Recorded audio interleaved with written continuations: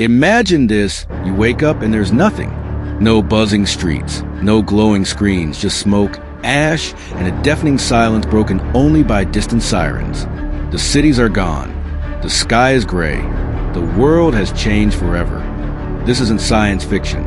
With nuclear stockpiles, digital warfare, and fragile global politics, World War III is not just possible. It's a ticking clock. One mistake, one miscalculation. That's all it takes. But if the unthinkable happened, what would Earth look like afterward?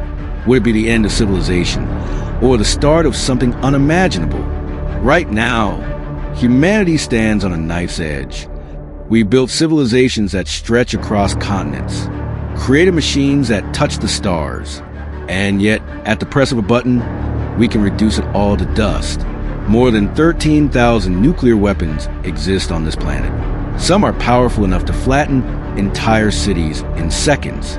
Others lie hidden beneath oceans, orbiting in space, or buried in silos, silent, waiting.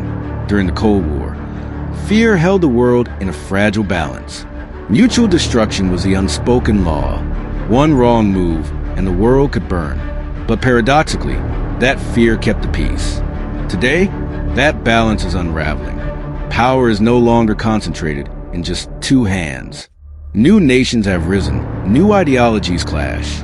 Cyber warfare now threatens to collapse entire economies overnight. AI-guided weapons, biological agents, space-based systems, all part of a new, unpredictable arms race. And diplomacy, often driven by ego, misinformation, or nationalism. The margin for error is razor thin and getting thinner.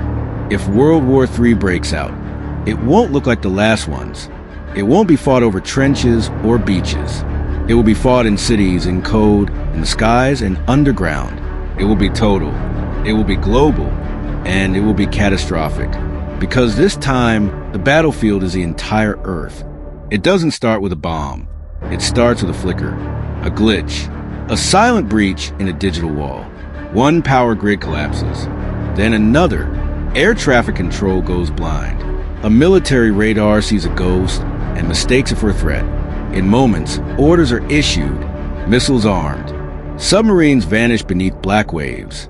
An assassination, planned or accidental, ignites a diplomatic firestorm. The first missile is launched, then the retaliation, then the cascade. Panic erupts. Cities flood with chaos.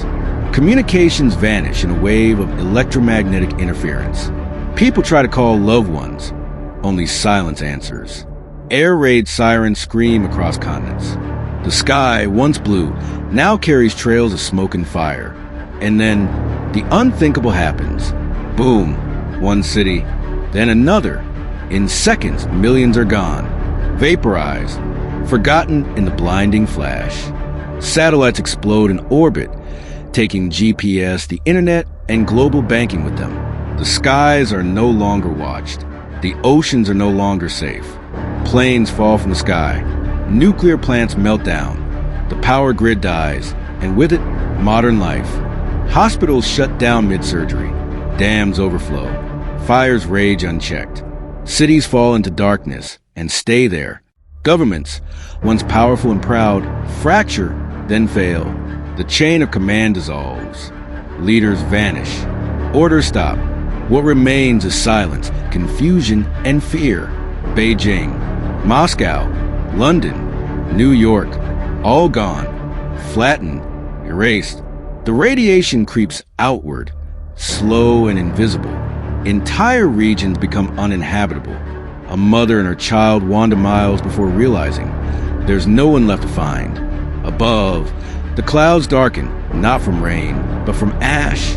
Nuclear dust blots out the sun. Global temperatures drop. Crops fail.